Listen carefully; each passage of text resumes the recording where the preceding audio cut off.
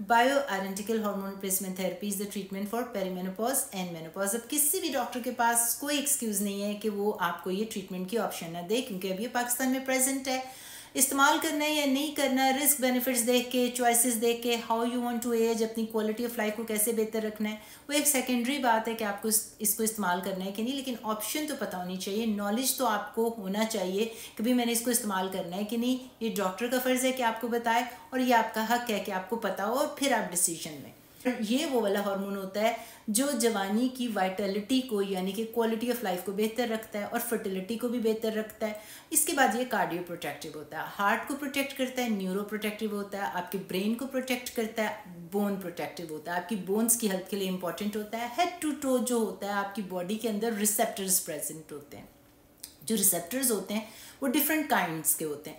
Receptors में आ जाता है अल्फा रिसेप्टर्स, बेटा रिसेप्टर्स, जीपर्स यानी कि न्यूक्लियर रिसेप्टर्स या मेम्ब्रेन रिसेप्टर्स। ये बहुत ज़्यादा मुश्किल हो जाएगा आपके लिए, ये डॉक्टर को पता होना चाहिए, इसलिए मैं डॉक्टर्स को ट्रेन करती हूँ ताकि उनको पता हो कि साइंस क्या है।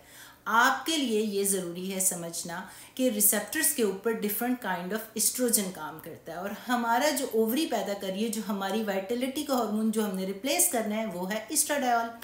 अब एस्ट्राडायोल जो है वो आपने हमेशा, एस्ट्राडायोल को या एस्ट्राडायोल, उसके ऊपर मैं एक अलग से वीडियो बनाऊंगी कि प्रोनाउंसिएशन का क्या चक्कर है, एक अमेरिकन और एक ब्रिटिशर है। अच्छा, एनीवेज ये ऑफलाइन हो गया। बात करते हैं गोइंग बैक कि ये जो आप हार्मोन इस्तेमाल करते हो ना एस्ट्राडायोल, ये हमेशा जो है ना आपने थ्रू ब्लड, ये आपने हमेशा थ्रू स्किन देना है। जेल फॉर्म पैच की सूरत में डायरेक्टली ब्लड में जाना चाहिए ताकि इसका मॉलिक्यूल जो है एस्ट्राडायोल उसी तरह रहे, क्योंकि उसने उस रिसेप्टर पे जाके काम करना है जहाँ पे एस्ट्राडायोल काम कर रहा था जवानी के अंदर, आपके जिस्म के अंदर।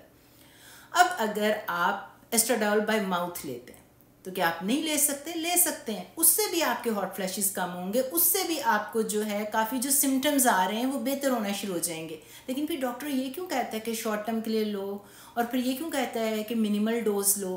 क्योंकि जब आप कोई भी हार्मोन लेते हैं उसकी साख्त वो नहीं रहती, उसका मॉलिक्यूल जो होता है ना, उसका मोलेकुलर स्ट्रक्चर बदल जाता है। जब भी कोई चीज़ आप बाय माउथ लेते हैं तो आपके मैदे में जा रहा है, वहाँ कॉन्जुगेट हो रही है, उसकी कॉन्जुगेशन के बाद उसके मेटाबोलाइट बन रहे हैं, तो वो जो एस्ट्राडायोल होता है ना वो बदल जाता है to another kind of estrogen. वो कौन सा वाला एस्ट्रोजन होता है? ईस्ट्रॉन। एस्ट्रॉन जो होता है वो होता है E1, एस्ट्राडायोल जो होता है वो E2 होता है। एस्ट्रॉन काम करता है अल्फा रिसेप्टर्स पे ज़्यादा, काम वो अल्फा बेटा भी करता है, प्राइमरीली अल्फा पे करता है।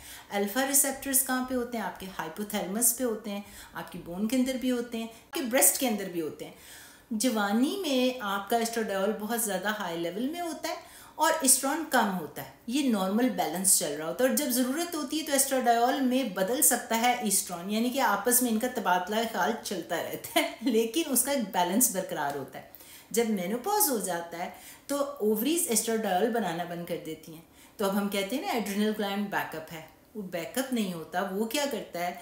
वो कहता है भाई FSH ऊपर से ब्रेन से जो सिग्नल आ रहा है ओवरीज को कह रहा है पैदा करो एस्ट्राडायोल। ओवरीज जो है एक सर्टेन अमाउंट ज़खीरे ऑफ एग्स के साथ पैदा हुई हैं, उन्होंने सर्टेन अमाउंट पैदा किया, एग्स खत्म हो गए, हार्मोन्स कम हो गए, आपका जो एड्रिनल ग्लैंड है उसको पता चला, वो जो आपके कोर्टिसोल के लेवल को संभाल रहा होता है, आपके स्ट्रेस के लेवल को संभाल रहा होता है, उसने उसको पता चला जी बहुत ज़्यादा इमरजेंसी हो गई, एस्ट्राडायोल काम नहीं कर रहा, तो मुझे क्या करना चाहिए? एस्ट्रॉन पैदा करना शुरू कर देता है। एस्ट्रॉन कौन सा वाला हार्मोन है? जो E1 है, और कौन से रिसेप्टर्स पे काम करता है? ज़्यादातर वो अल्फा रिसेप्टर्स पे काम कर रहा होता है एज कम्पेयर टू बेटा receptors. Balance between estradiol and एस्ट्रॉन ख़राब हो जाता है। सर्टेन अमाउंट में एस्ट्रॉन जब पैदा हो रहा होता है तो अच्छा काम करता है, लेकिन जब मेनोपॉज हो जाता है एस्ट्राडायोल कम हो जाता है, एस्ट्रॉन ज़्यादा हो जाता है, तो एस्ट्रॉन जो होता है वो इन्फ्लेमेशन का हार्मोन होता है। इन्फ्लेमेशन एक सर्टेन अमाउंट में अच्छी होती है, क्योंकि इन्फ्लेमेशन जो होता है वो आपके तब क्रिएट होती है जब आपको चोट लगती है, तो वहाँ पे मैक्रोफेजेस आते हैं, न्यूट्रोफिल्स आते हैं, कोर्टिसोल आता है, एड्रेनलिन आता है,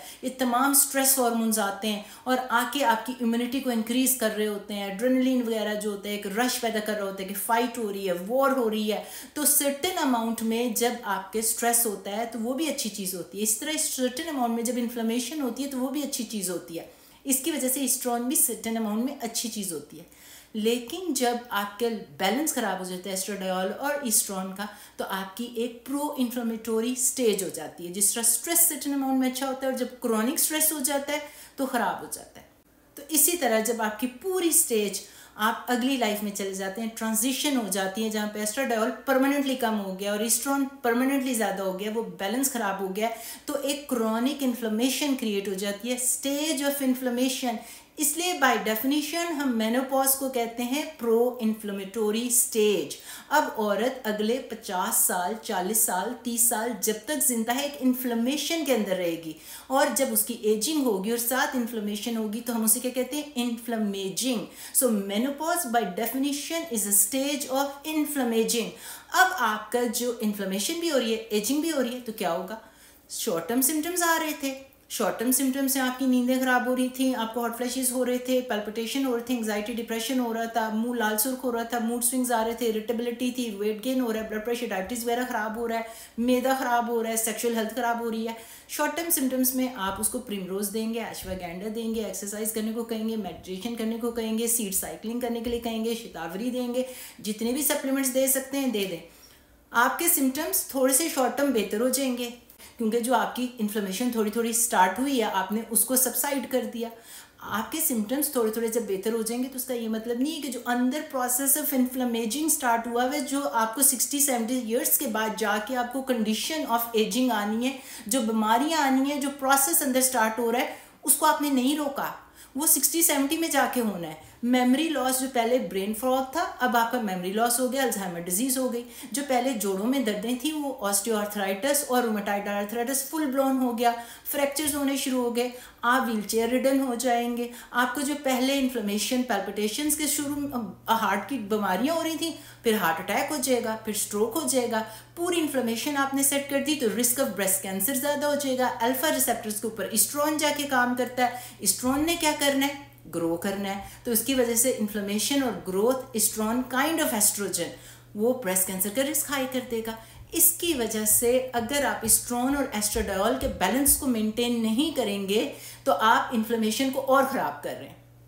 कहने का मतलब है कि मैं इतनी एक्साइटेड होगी आपको साइंस समझाते समझाते कि आपने मेनोपॉज को अर्लियर द बेटर ट्रीट करना है। सप्लीमेंट आपके शॉर्ट टर्म सिम्टम पे काम करेंगे, लॉन्ग टर्म सिम्टम्स पे काम नहीं करेंगे। आपके डॉक्टर ने 20 साल में रिटायर हो जाना है, the way you are going to age उसने वहाँ पे होना भी नहीं है। व्हील चेयर आपकी किसने पुश करनी है, आप चल फिर सकेंगे कि नहीं, फ्रैक्चर हो जाएगा, मरने की शरह ज़्यादा हो जाती है, बुढ़ापा कैसे गुजारना है ये आपके हाथ में है। बायोरेंटिकल जो है उसकी साइंस बिल्कुल डिफरेंट है। वो एस्ट्राडायोल होता है, वो वाला हार्मोन है जो आपकी वाइटलिटी का हार्मोन है, जो आपकी इन्फ्लेमेशन और एजिंग को स्लो डाउन करता है, कम से कम डिजीजेस को कम करता है और आपकी फंक्शनैलिटी को इंक्रीज करता है। So it improves the quality of life. तो आपने बाय माउथ नहीं लेना, आपने हमेशा BHRT की बात करनी है अपने डॉक्टर से। और वीडियोस में मैं आपको और science समझाऊंगी Aahista Aahista. Stay tuned ताकि आपको पता चलता रहे कि your body is very important to you, how you age is very important to you, but also to me.